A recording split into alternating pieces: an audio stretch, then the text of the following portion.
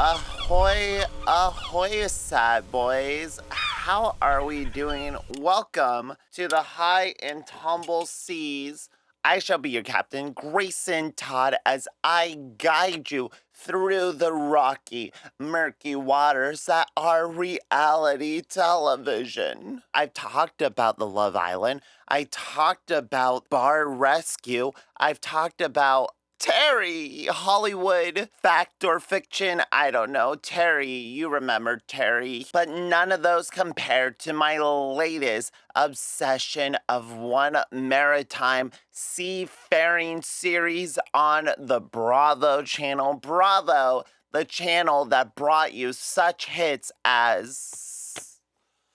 I guess I just don't really watch the Bravo channel that much. What does one look for in a reality show? What do I hope for? Scraping the gunk off the proverbial corners of the barrel in the very bottom of the very back of the warehouse.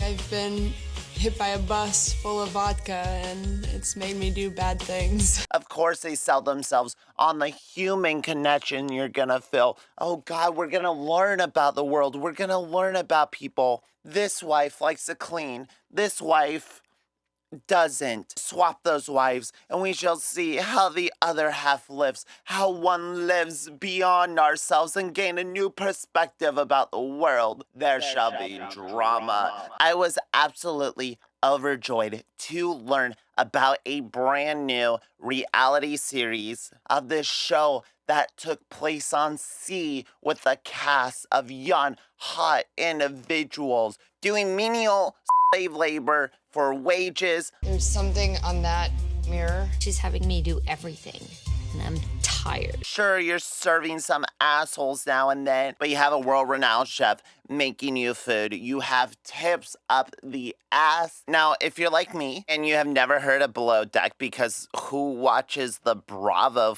channel, you may be surprised to learn there are 9 seasons and 3 different shows. Below Deck Selling Yacht, Below Deck Mediterranean. These are nobodies. People that you could have grown up with, gone to school with. Maybe they are your very coworkers and now they are celebrities. International celebrities to be admired, to be sought at, to be... He's one of those people who does not take a hint. The other night she was basically like, sex or nothing. Mostly mocked. We're here to mock these people because they made the choice, the very bad choice, to live their life on TV in front of other people. And if you're gonna do things in front of me, I'm gonna judge you for them. The series primarily takes place in the British Caribbean islands. Belongs to the British, I guess. That means high-end, money-grabbing tourism, and we got a yacht. We got a motherfucking yacht, which means the celebrities, the high rollers, the people with the fat stacks. Sometimes you go to work in an office. Sometimes you go to work in a warehouse. Other people go to work in Lowe's, and other people get on a big-ass boat and they fold clothes for several weeks and then get the fuck out to go to another boat. I don't give a shit. We don't follow them after they leave the boat. First season, we follow the SS Honor. And honor is something a lot of these individuals may be lacking. Maybe is a hint of irony. Ow! Man by our no nonsense, no bullshit, tough as nails, white-haired devil that is our captain. Captain Lee is a no-nonsense type of captain, all right? You can't pull shit on him because he's gonna find out and he doesn't care about your excuses. The times are just atrocious. Stop. The whole purpose is just to make sure we get it right.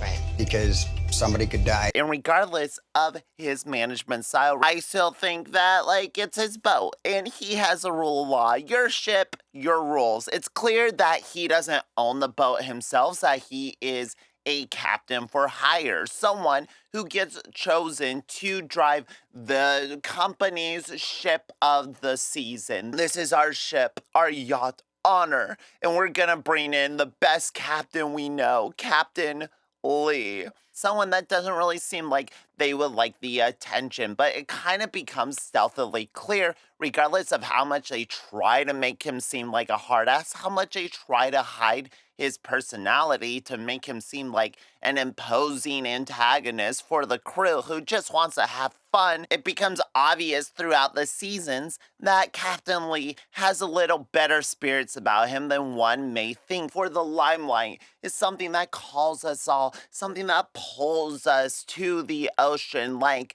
a siren welling off in the distance. Our crew is well-rounded with a few of the staples of Below Deck. We have a couple of returning characters. We still get Lee as captain for the most part, but generally his crew gets a little bit of change up. Most of them go on to a different charter, a different boat, a different place in the world. Some of them may quite possibly be actors hired on to just be a hot, horny face on the boat to stir up drama and controversy. I cannot confirm or deny that. It's just personally a feeling I get when I listen to some of these individuals. We party hard, we play hard, we work hard. So you have your captain here, and your captain is ahead of the boat. He's your main boy. He's gonna sit in the big chair, and he's gonna say the things when you fucked up. And he's also gonna wear the biggest shorts that the ship has to offer. Below him, you have Alex over here. He is the head of the deck of the ship in the sense that he drives it when the captain doesn't want to. When the captain's a little sleepy, press the cruise control and have it take over. As you're aware, there can only be one captain on a boat. On this one, I'm it. Understood. He is a big man in charge, but is the responsibility too much for him to grapple? Is his young age gonna prove his folly in the eyes of a rugged older captain? Below him, we have our deckhands, Eddie, the boy who takes the role a bit too seriously. In the first season, we don't see a lot of Eddie. Eddie's kind of in the background until it's time for him to get pretty pissed off because others aren't taking the job as seriously as him. And I cannot deny that if I was in an industry that was my career, if I'm such a pro that I have the fatty ass sunglasses strap dangling around my neck, of course I'm gonna be a little ticked off. I'm gonna be a little peeved when the rest of my crew doesn't take it as seriously as I do. I take it very, very seriously because this is my livelihood. This is my career. We got a job to do. Let's get it done. I don't give a if I have $200 extra. Eddie does come back to make an appearance in the second seasons and the third seasons as a bosun, which apparently the bosun is like a really good deckhand. The bosun is like the second in command. They're like the junior captain. I don't know boats. Let's just put this up there before we go any further. I do not know boats. I don't think I've ever been on one. I've never seen a boat. I don't know what the ocean looks like. I've never seen a body of water bigger than what my tumbler can hold. So me personally, worst person ever to talk about ships or the dichotomy on the ship. I've known people that were in the Navy though. So Eddie becomes a bosun. He takes over the ships, but after he publicly cheats on his girlfriend and then tries to gaslight the entire crew and the girl he slept with that they didn't have sex, even though it was literally caught on camera. Eddie doesn't show up for the season after that for some reason. Below Eddie, we have Dave, our golden boy, the residential gay of the crew with a heart of gold, always going the extra mile. I have not one bad word to say about Dave. It is always good in a reality show dynamic to have one character with a heart that is so pure that America can't help but fall in love with them, that they break boundaries, they break stereotypes, like, oh, honey, we didn't like the gays before, I wasn't really into the homosexuals, and then you watch the show, you realize Dave has a heart of fucking gold, and then your heart changes, it grows 3 sizes bigger, and you go, oh, Dave is the one that can marry his beautiful boyfriend. Bravo. Bravo. You are being brave. And finally, on the deck, we have CJ, a SoCal surfer boy just trying to bumble his way through yachts and girls. He's one of those people who, like, does not take a hint. The other night, she was basically like, sex or nothing. He just needs to, like, back off. Trying to work his way through an open relationship. I I do have a girlfriend at home, Holly. My feelings for Sam are sort of maturing a little bit, and Holly and I have an open relationship. He ends up abandoning ship close to the end, and if you leave your ship, you don't get paid. You get tips along the way, and boy, do they get tips, more tips than I think I have ever earned in my entire life. CJ don't give a fuck about that. He ain't working for the money. He's working for the vibes and the memories and the connections in his heart and his mind and on his Open relationship. I've been sort of looking out for Sam as like sort of like an older brother kind of a role. I know that sounds incestual, but And for that, I cannot fault him. He is a boy who knows what he wants. It's just unfortunate when what he wants doesn't really want him back. He's one of those people who does not take a hint. We quite literally share a bunk space together, a tiny little cabin on our yachting boat, and we're always in close quarters with one another. This should be in the bag, baby. This should be a done deal. We should be able to fuck a girl who just doesn't like you. Unfortunately, what are you gonna do? Jump ship? Fucking maybe. On the inside of the boat, we have Benjamin, a cook from England. It makes the working experience so much more livable, being able to have delicious food provided for you as a thanks for the labor that you put in your own flesh and blood that you pour into the work itself. Pay me dirt, spit on my face, treat me like I don't even have a personhood, but if you feed me well, to have a world-renowned chef cooking classy-ass meals. I'm talking caviar, I'm talking scallops, I'm talking tiramisu. I don't know what else he makes. Sushimi. Oh, the sushimi. Ben is a mainstay of the series. He shows up in every season I have watched so far. I'm only on season 4 personally. Even the season they tried making without him, season 3, Benjamin ended up coming in for the last 2 charters to make up for the chef that lacked the passion, the skill, and the personality that Benjamin brings with every dish. Adrian, the uptight, militant, hardworking woman, very much like Eddie, this is her career. This isn't just a fun show that she signed up for. This isn't just an opportunity to hang out. Someone with what I call a bad case of business brain. I personally like to think that we are more than the flesh and blood that we hold, but I can also understand when you work so hard to make something your career, you can get a little ticked off when newbies, new individuals that may not have the same reverence for your career tries to undermine you, override your authority, and go behind your back. Speaking of which, we have, what's her name? Her name is Sam.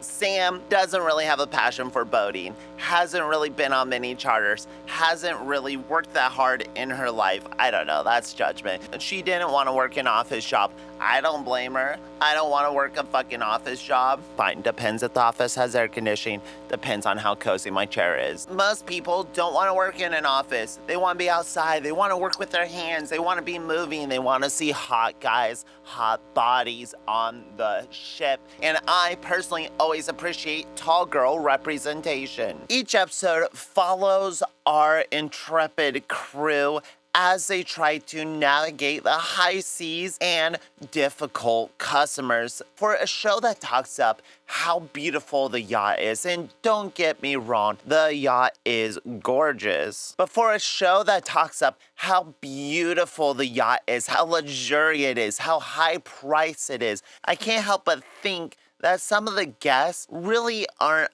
up to the standards or the quality of the ship. Chicken wings and french fries. I don't call dress. I had a nice filet for dinner, and then For some reason, they keep booking just the trashiest rich people to ever live. Apparently for the first couple seasons, all the booking was done through a private company. It was not the production or the crew themselves. I must question if maybe there is a conscious choice, maybe if there was a decision to choose specific types of clients in order to drum up drama for the season. If every guest is just a polite, quiet, rich person that just wants a nice, quiet vacation, then what is the drama? True drama comes from interpersonal relationships. And how do you navigate your sexual, social, and emotional relationships with your coworkers, with your crewmates, while also trying to maintain a good working face in front of customers that may not really regard you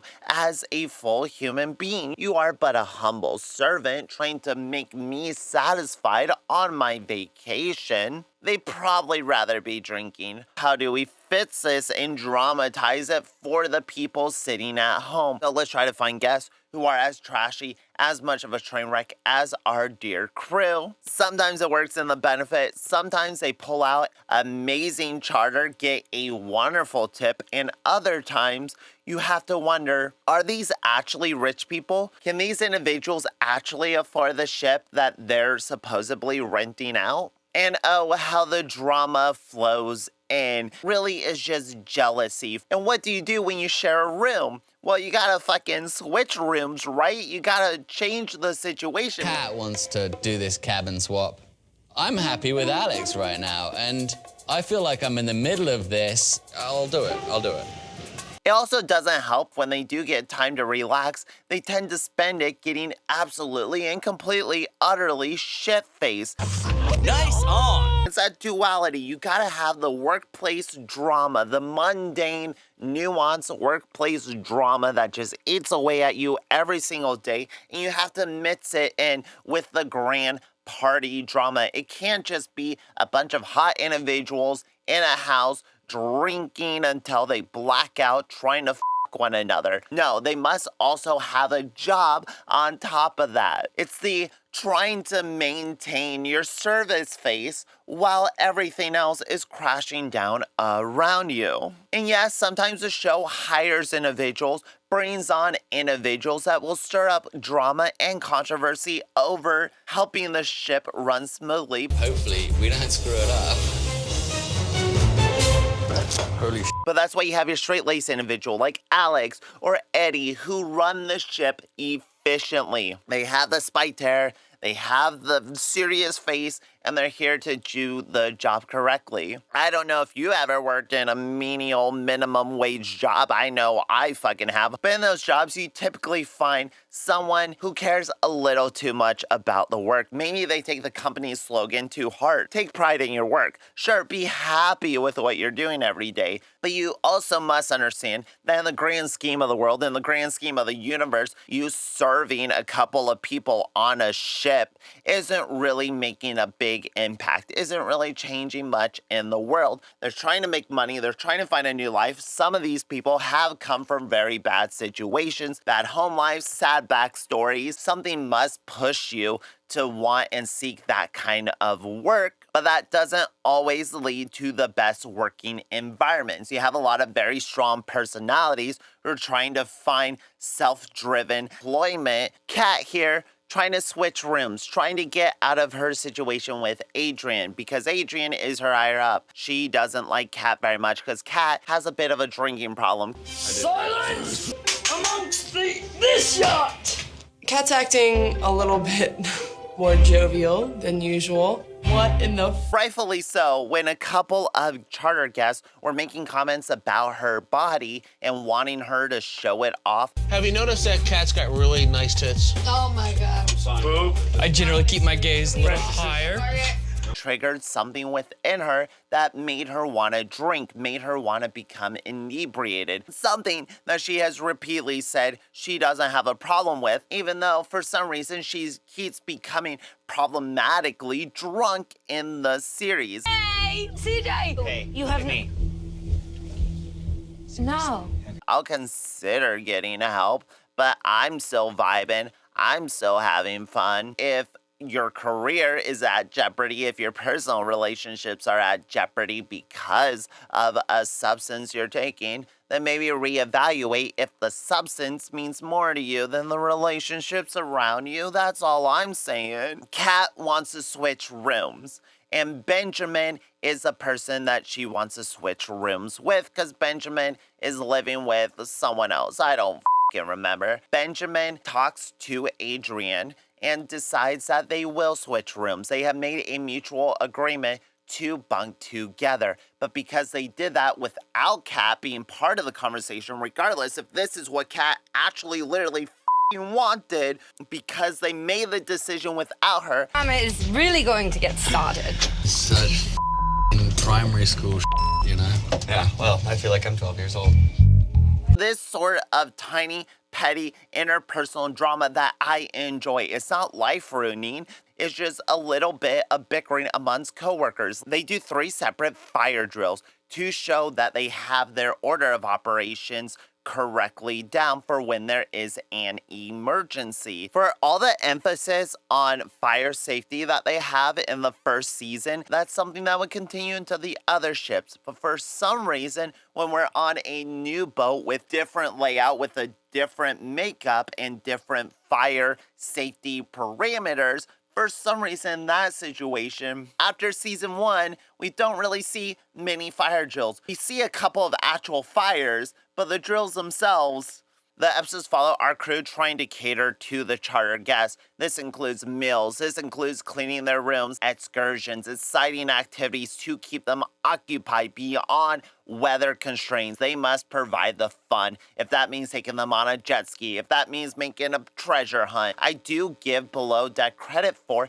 is the amount of attention they do bring to LGBTQ situations. There are a lot of lesbian guests, a lot of gay guests, talk of transgender girlfriends. One of the chief stewardess actually dates a woman in like season 4, and they have a very passionate and intense relationship. The show represents these people, doesn't shame them, doesn't try to hide them. It's always presented in a way that doesn't feel like the network or the series is trying to make fun of these individuals. Is presented in a way like this is who they are, and it's the other crew members who make any off-colored or weird comments, like when one of the deckhands brings up that he has a transgender girlfriend that he loves very much. Sure, he goes into a little too much detail about the operations and what she is hoping to get done, but I do appreciate the openness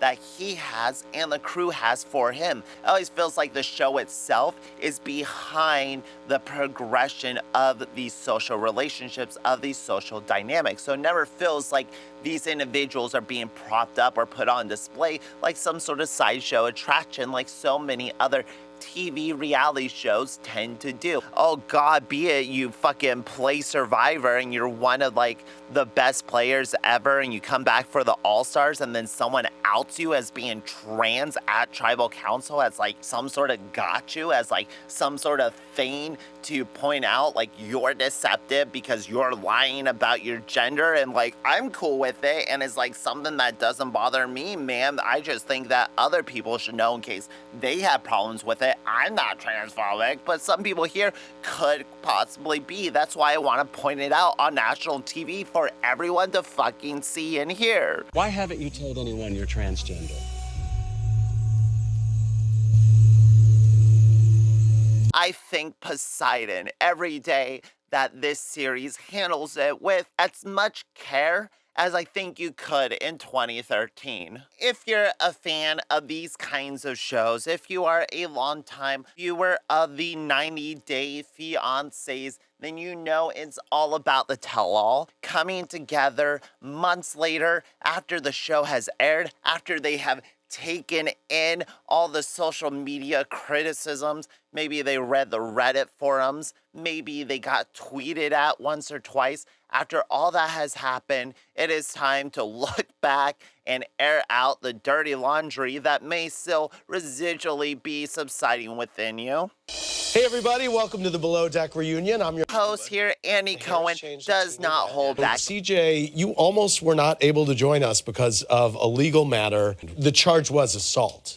Yeah, the charge was a misdemeanor assault. The questions that us, the viewer, have been having inside of ourselves, deep in our tummies when we're watching the show, going, why are they doing this? Why are they saying this? You had a fight with your girlfriend. I had a fight with an ex-girlfriend. I'm not engaged. I don't have a girlfriend. I'm very much single.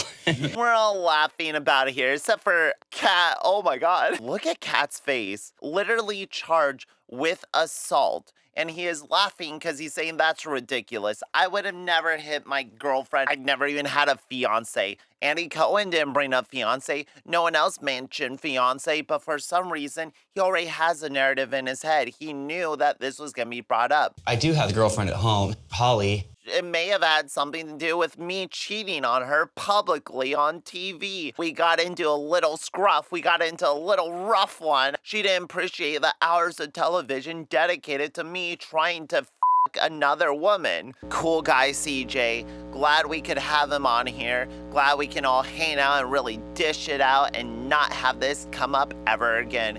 Good thing they never invite CJ back onto the series. No, I have a strict rule on no hooking up with crew members, so I abide by that. Really? My boy Alex, keeping it professional, keeping it straight, keeping it. Look how happy he is. I don't kiss and tell either. Oh, no way. I tried. He tried. Who would it Dave? I know he's happy with his fiance, but he's wearing a suede or a velvety blazer. Gorgeous. Gorgeous. Love you, Dave. Never change. Dave, if you're watching this, I hope you're happy. I hope you two are extremely happy.